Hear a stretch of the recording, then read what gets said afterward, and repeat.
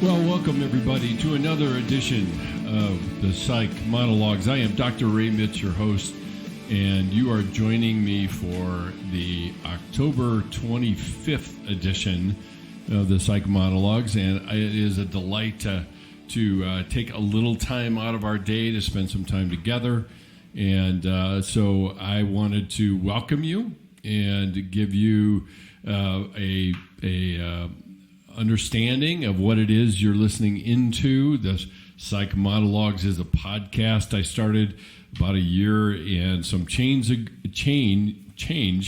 I've been talking for quite some time, I think, exploring the intersection of faith, psychology, and spiritual formation. So pull up a chair, get comfortable, relax. Let's look at something that I teased a little bit last week.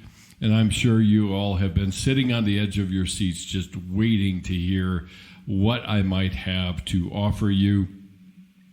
You know, interestingly enough, the stuff that happens at the silent retreat rarely goes according to plan or according to what I can anticipate. So therefore, I really don't have any samples to offer you. Perhaps sometime in the future I will. I could always send you to the website and going to my website at drmitsch.com and doing the drop-down menu and look at the silent retreats, because there's some samples there. But it just didn't seem to fit very well in this one. This one was very packed, full of moments and conversations and things like that just didn't seem right to intrude upon by trying to record something. So I thought what I'd do tonight is just reflect from my point of view and give you a little bit of a bird's eye of getting behind the veil of what a silent retreat is like. And I've had plenty of people say, so what exactly is this like? And what do you do? And it's like, it's a silent retreat. It is what the name is. And they say, yeah, really? I mean, isn't there something else you do? And usually my response ends up being, no, not really. The people that are a part of the retreat are in silence, in theory, but people find a variety of ways to get around that, but are in silence for 22 hours of the day, and then we spend time at the end of the day to do some debriefing, and I'll explain that a little bit later. I wanted to pose a question just to give you a sense of what this particular retreat was about. And one of the observations that I had, and it was actually my daughter and I, my daughter Corey decided to join us this time. It's her second one. And we typically will drive down to the retreat and back, and she made the comment, and she said, did it feel to you like it went really fast? And my answer was, yeah, it really did feel like it went fast. And yet, I as I reflect and review what happened at that retreat, the only word I could come up with, and I've used this before on previous podcasts, but it was a sacred moment. If you have ever been a part of something like that, it some people would refer to it as kind of a goosebumps moment, where you have this distinct feeling that the presence of God is almost palpable in terms of what people are sharing, what kinds of things we're talking about, how hidden and quiet, not talked about at all. And then suddenly it bursts onto the scene, and the person who's saying it is cringing for what the reaction will be, and all the person is met with is grace and love and support and connection. And that's a sacred moment. I said to the people that were a part of the retreat that what happened amongst us in just 2.5 days, and that's really all it was. Our retreats go from Thursday evening after dinner to Sunday, after lunch. So you have 48 hours, add another 12 to 14, and so we're looking at 36, 38 hours that occurs. And it's nothing short of a miracle what happens in these silent retreats. Now, the one thing that I have to say in terms of perspective is the way that I've chosen to design these retreats is unique to the generation that I am trying to connect with. And I say it that way because the general methodology, if you want to put it that way, but the general methodology for most silent retreats is that the individual meets with a spiritual director, explains why they're there and what they're seeking to find, whether that's God or they're strengthening their relationship with God or feeling distant from God or whatever that might be. And then the spiritual director will, as the name implies, will direct them towards something to start the engines, if you will, of reflection and contemplation even. And then they go off for 24 hours, and then they get back together again, sit down with a spiritual director, and talk about what has been moving within them, what things have been getting their attention, all of those sorts of things. And that's great for certain generations. But the tug of my heart and what I believe is my late in life calling is to reach into the millennial and Z generation to meet them where they are, communicate to them the uniqueness of their experiences, and invite them back into relationship, not only with someone like me who is of two generations removed, but also into a relationship with Jesus and God. And even those, when I say Jesus and God, even those come with baggage. For a lot of young people that I have interacted with, those come with a lot of baggage and a lot of hurt and a lot of assumptions. And the last stat I looked at lately, just this evening, was the 47% of millennials and Zs have left the church or are what they refer to as nuns. In other words, they have no affiliation at all. And it doesn't mean that they have no spiritual side, but the vehicle by which to connect with them is through a relationship. And I don't say them because of my experiences and my own spiritual journey. I am them. I need a context in which to make the relationship with God real. And so I find myself in the wrong generation because technically I would be considered a late boomer because of my birthday and birth year. But for whatever reason and whatever sense of humor God has, that the things that I talk about and how I talk about them seem to resonate with this generation, and probably a lot of it has to do with my own spiritual journey and my own conclusions about the church and about the nature of things when it comes to spirituality and relationship with God and all of those things. So I will unequivocally tell you that what we had happen at the silent retreat this weekend was indeed a sacred moment. And I look back at it with a variety of feelings. One being, I am so humbled and privileged that I got to be a part of that I got to witness some amazing steps of faith that would not be identified as faith, would not be even considered that, because faith is an act of trust. And that trust builds a bridge not only to the people that are inhabited by the Holy Spirit, but also to the Holy Spirit and God himself.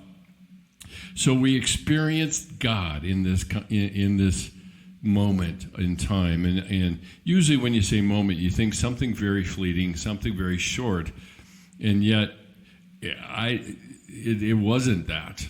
And so the reflections that come out of this is really quite amazing. Now, what I thought I would do, I did something I've never done before in the retreats. And we like I said, we structure our retreats in such a way that on Thursday night we have the introduction and we kind of talk about fears and expectations that people have around that. Maybe give them some suggestions about things that they can read or other things. Always saying, bring a journal, bring your Bible. There's a library on site. You can pull a book or two to look at and talk about. But that's really about it. And then we initiate the retreat. And we go through our meals in silence. And we work closely with the location that we work with is called the Sacred Heart Jesuit Retreat House in Sedalia, Colorado. And we go through breakfast and we go through lunch and dinner, and then we get back together again. And there's so much that has to be relearned or even learned, that the fatigue and exhaustion of the body is every bit as important as the fatigue and exhaustion of our emotions and even our spiritual selves. And one of the biggest challenges is to admit that that exists and to respond to it appropriately by giving it what it needs, and that is rest. The rest in the spiritual sense ends up becoming something that I engage in, not pressing. And one of my pet peeves, particularly with this generation, that I just harangue about and harass them and make life generally irritating, is how often they tend to define things in terms of what it isn't. So it's not great, or it wasn't fun, instead of saying, it sucked, it was stupid, and I hated it. But we use these not terms as kind of a diplomatic way to say something that we perceive as being somehow negative.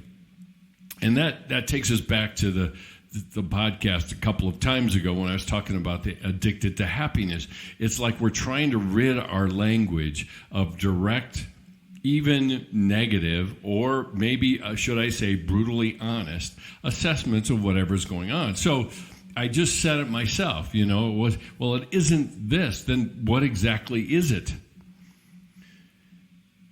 And what makes it, in my mind, what makes it a sacred moment is that risks are being taken to say things as they are.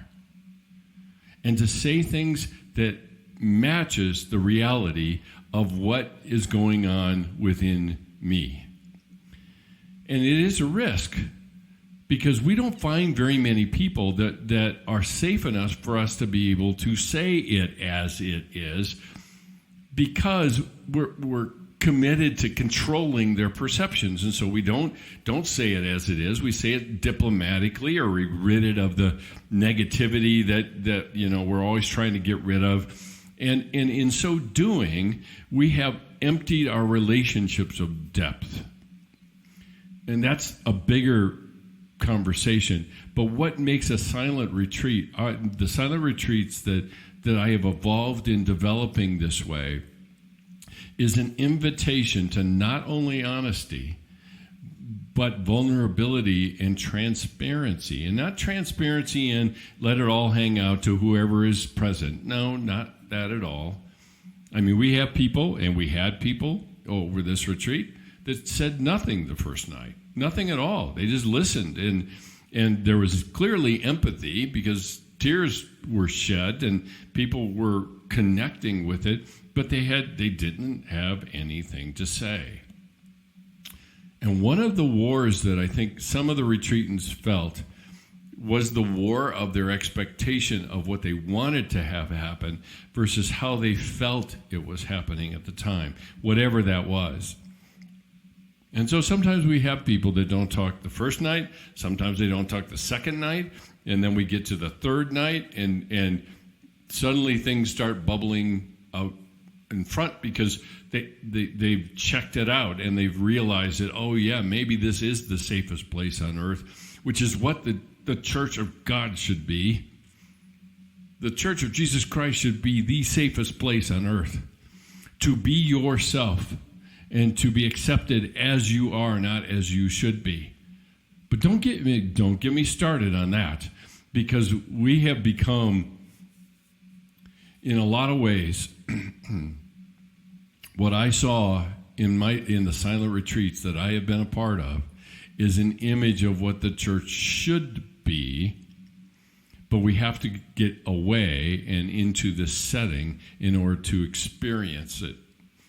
Because wherever we go anywhere else, it's up for grabs. We find very few honest, transparent, appropriately vulnerable people who are willing to engage in enough evaluation of other people to see whether or not they will act trustworthy, whether they show that they are worthy of our trust, and then to invest that trust. That same dynamic, that same what do I want to say? That same story applies to God. But we want to define God as we choose it to be on our terms and then condemn him on our terms. And that way then I don't have to deal with him as he is. And the funny thing about it is we approach God expecting him to accept us as we are, and yet we won't do that with him. Now, granted, there's a whole body of evidence and a whole body of knowledge, whether that's in Scripture or other places, that is confusing and convoluted and complex, and we can't sort our way through it all, and so we end up coming to the easiest conclusion, and that is whether or not God actually agrees with my perception of the world. And so if he doesn't, and if he acts in a way that I can't control, then he's not trustworthy. And so the remarkable thing about the sacred moment that a silent retreat brings, and I've seen this time and time again, is that there is a glimpse of God in a very different way. And it draws people, it draws the retreatants that I've been a part of, and I've been doing this personally, I've been doing this for 16 years with college students of a very different generation than mine. I've been doing this for 12 years. And it's almost like moths to light. They can't resist it. They can't believe that it's true, but they can't resist it either. And there is a desperate need within the soul of these generations to meet somebody that, one, values their experiences and doesn't tell them that it's just another reason that our culture's going to hell in a handbasket or whatever other crap that comes out of people's mouth, that want to pontificate about them, forgetting that they are also part of that generation, and now they're being insulted themselves with the kinds of things people will say. People of my generation, and I listen to that and roll my eyes and get mildly, maybe not so mildly, irritated about, do you realize who you're talking to? And you assume too much about what their experiences are, even though the people of these generations espouse belief in God, espouse all the right things, but have some significant internal issues, whether that comes from their family or wherever that comes from, that has now been ascribed to God. And there is a percolating rage underneath that is only stoked by oblivious, pontificating, people of my generation that don't shut up long enough to listen to what they are being told or use their eyes enough to see what they are being shown. So the silent retreat that I do, and I have a co-leader by the name of Dr. Bill Saxby that enables, facilitates and complements a lot of what I do. We have a very different style. I jokingly say he's the more Christian of the two of us. And it's hard to find, apparently. I didn't really think that. I didn't think that what I was doing was all that unique. And I'm sure I can speak for Dr. Saxby that he doesn't think that either. All we're doing is responding to what we are allowed to see. Emphasis on allowed to see, because we can't force it out of anybody. But I sit here tonight, a day after the end of the retreat, and I look at my sign-ups for the retreat, and we're already 150% full already. And so clearly, at least in this subset of students, and my hunch is that they're pretty representative of the generation, that once they have experienced it, they can't get enough of it. But there's not enough safe adults, quote unquote, safe mentors, safe people that will listen, safe people that are going to be courageous enough to say it like it is and draw from their own experience to understand theirs. And because of that, then, they are dying on the vine. And in a lot of cases, they've clipped themselves from the vine, and they're just looking for somebody to pick them up and reattach them. And it's hard to find. They're not finding it. And so the only way to compensate for being disconnected from the vine is to get mad and to frame it in such a way that I will go to where I am wanted, because there is not a sense of being wanted or cared for.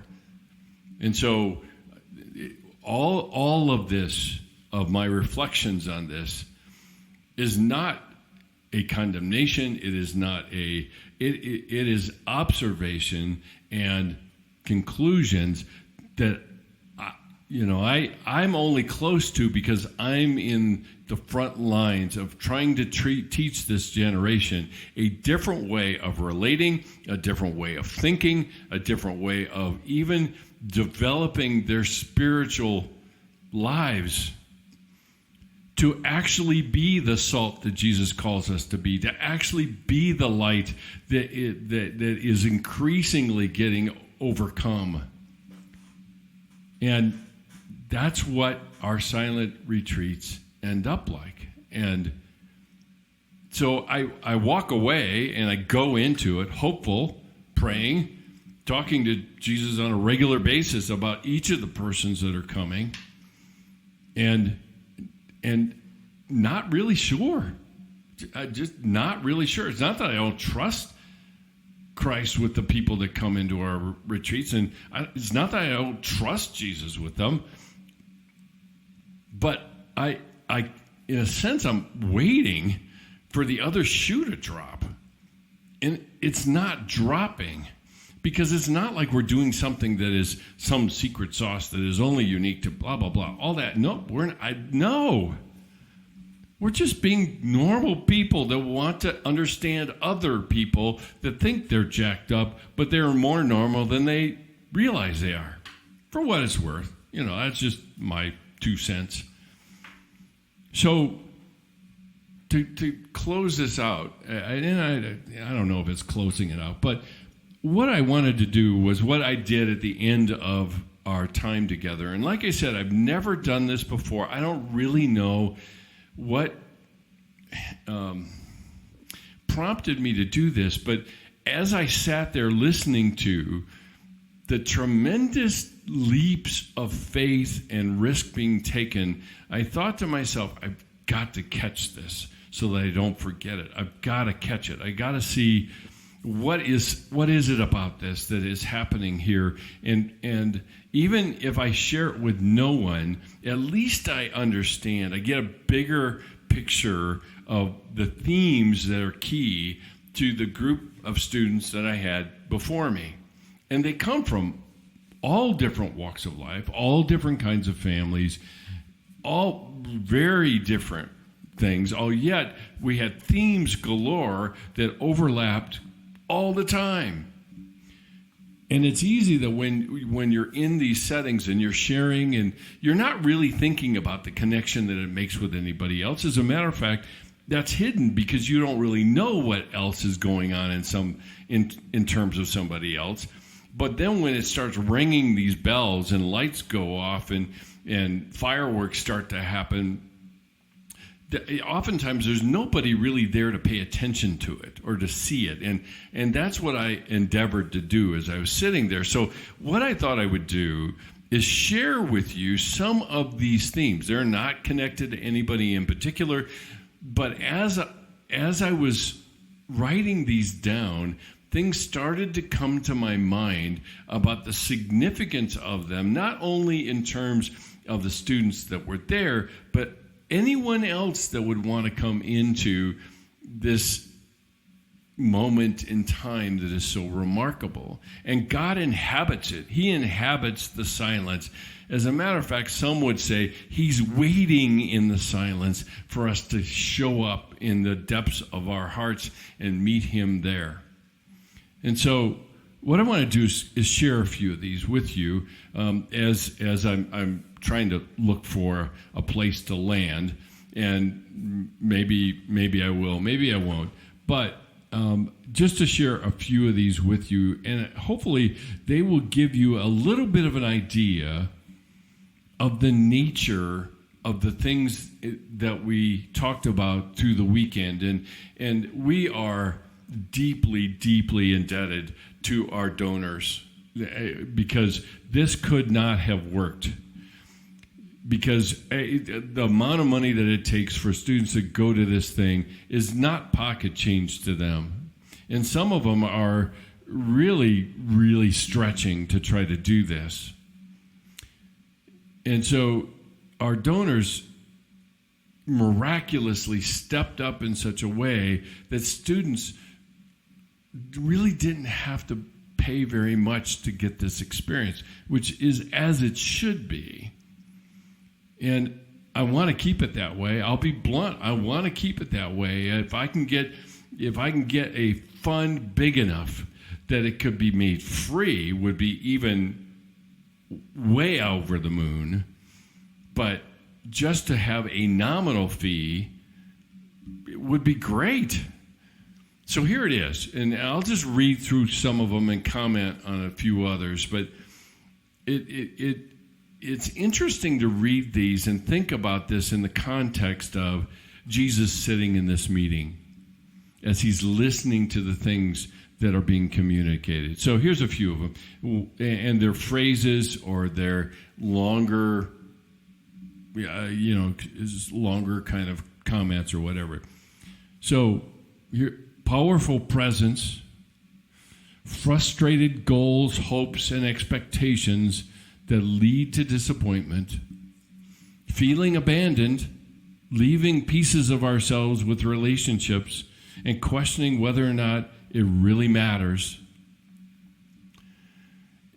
There's the space that love holds in our hearts by the important people and relationships in our lives, and that's the place that is noticed in our grief. There was a resolution to avoid self-loathing. Someone made the commitment or the observation that there was a purpose for us being there. Their comment is that I don't think it's insignificant that 12 people are sitting in this room because of the biblical context for that. Another one was finding one's voice. Or wasting time. I mean, what's the point for us to do this, to make this connection with one another, only to have it end? And the thing that I added there was that Jesus says it's about us and our relationships with one another. It's not about what it brings about. It's what happens in our relationships with one another. And as I thought about that, I added, because we were heading into communion, and I was thinking about that, and it seems to me that the disciples could say to Jesus, this has been 3 years of learning, of relating, of feeling known and understood by you, and us struggling to understand you. But why die to make these relationships powerful? Why? Why? Because we avoid, just like they did, avoid the prospects of the loss that we will face. And that happens in our weekends because there's always an ending point, and everybody knows it. Here's another one. True love brings trust, not necessarily clarity. True love brings pain, but what exquisite pain it is. Another observation was we're building a new structure of relationships, but we have to leave here to do that. We demand safety, control, and certainty versus trust, relationships, and being part of a journey. Another retreatant commented about being cornered by grace and that it was a passionate, it was a consuming fire. But in that corner, the voices quieted. Accepting that we're worthy of love. As a matter of fact, we're surprised by love. Another person quoted this quote. I'm not sure I remember where it was from, but it goes this way. I've learned to kiss the wave that throws me against the rock of ages. Or savoring our interactions with one another, rolling them over in our mind, experiencing them fully. The wonder of being human is our memory. And we can but hang on to the interactions that we've had with one another. Or embracing the real about us so that we can present it to one another. Another one was raw, unedited, and real. Or struggling to have ruthless trust of our Abba. Another one was flipping God off versus accepting the grace that's being offered. A couple more. The imposter helps us survive on the journey, but that journey is the journey to becoming real. And lastly, running and hiding to being found and loved. And that gives you a little bit of a sense of the kinds of conversations that erupt and even surprise the participants.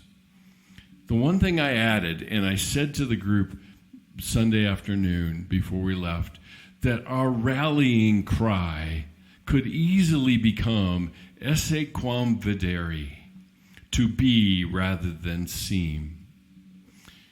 And that's the purpose, that's the focus, that's the aspiration of our silent retreat.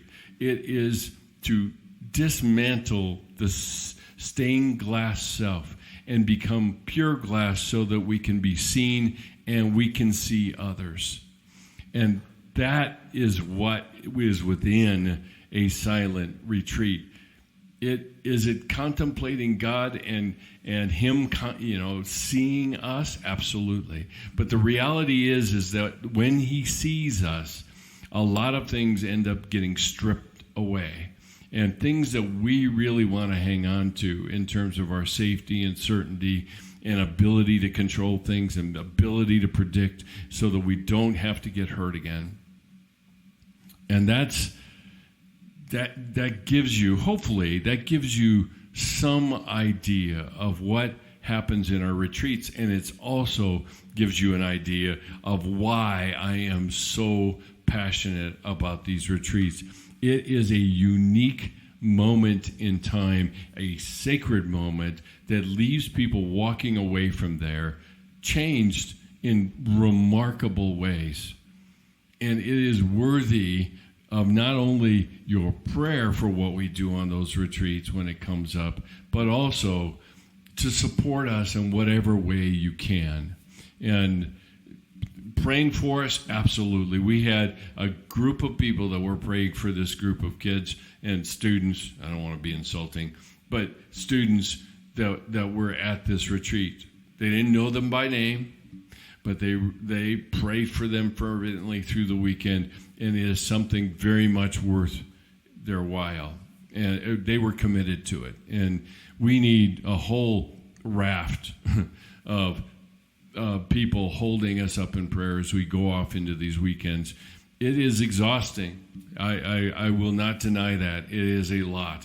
But I would rather exhaust myself on the platform or in the moments of creating a window through which this generation can walk and know Jesus as he shows himself.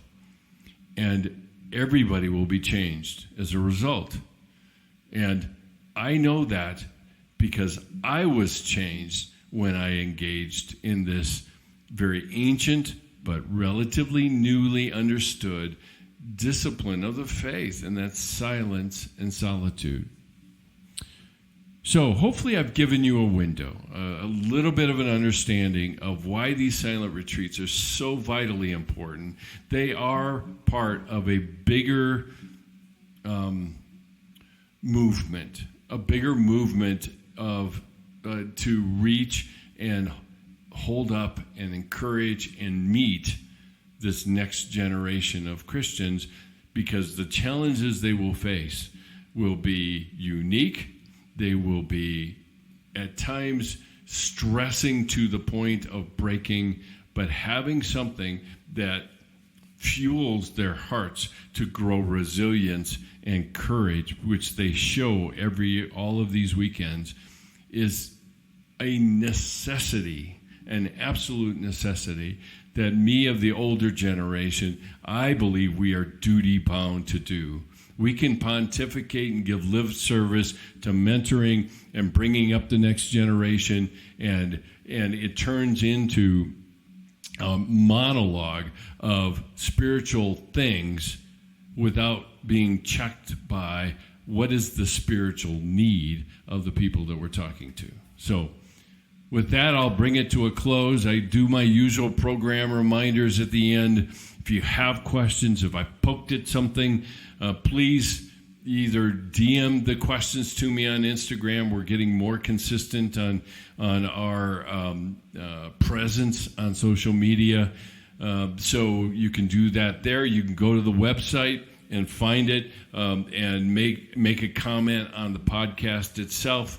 There are a variety of ways to communicate with me. The more feedback I get, the more I have to talk about. I've had at least one person get brave and do that and give me some ideas of what that person was interested in, and I certainly will do my best to address it. You can subscribe to us on the website. At the bottom of the page, it's let us connect with us. And so you can do that at drmitch.com. It is newly revamped. I'm excited about the format. There's a lot of great material in there. There's more forthcoming as well. So you can subscribe on the website. You can subscribe on Instagram at the Psych Monologues, all lowercase, at Facebook. My address there is ray.mitch, M-I-T-S-C-H, and LinkedIn under Dr. Mitch. Also, the podcast itself, if you're not interested in connecting on any of those social media platforms, and you just follow us on the podcast, wherever you get podcasts, you can find us. So Spotify, Stitcher, iTunes, Podbean, Amazon Music, and iHeartRadio are all there, and it propagates out across the internet. each, hopefully, Monday evening as I release these episodes. And finally, just to reiterate and support what I said earlier through this whole podcast, that if you're interested in partnering with us to continue to grow this scholarship fund, you can do so through tax-deductible gifts to the CCU Silent Retreat. So you can get there by the website at drmitch.com in the drop-down menu to CCU Silent Retreats, or you can type in ccusilentretreats.org, and it will take you directly to that page. At the bottom of the page, there's a donation button, and you can click on that. The thing about the donation button is you can do a one-time gift, or even more importantly for us and our continuing programming and development is a monthly donation. Every little bit helps. $5 will help us in having an ongoing flow of funds to support our planning and what we can provide for reaching out to this next generation. If you are more inclined to want to do it through check, you certainly can do that to avoid other fees or whatever else. So you can contribute through check. You can make your checks out to 1615.tv. That's the same for the address, 1615.tv, P.O. Box 1777, Castle Rock, Colorado, 80104. Well, thank you for your patience and for listening in to Getting Behind the Veil and letting you see kind of the passion and the things that are really driving this movement of meeting the next generations and introducing them to a Jesus that is waiting to know them deeply and with a great passion for loving them as they are. And that is very much a part of that. So until next time, thanks for joining me, and I hope you have a great evening. Love ya. Later.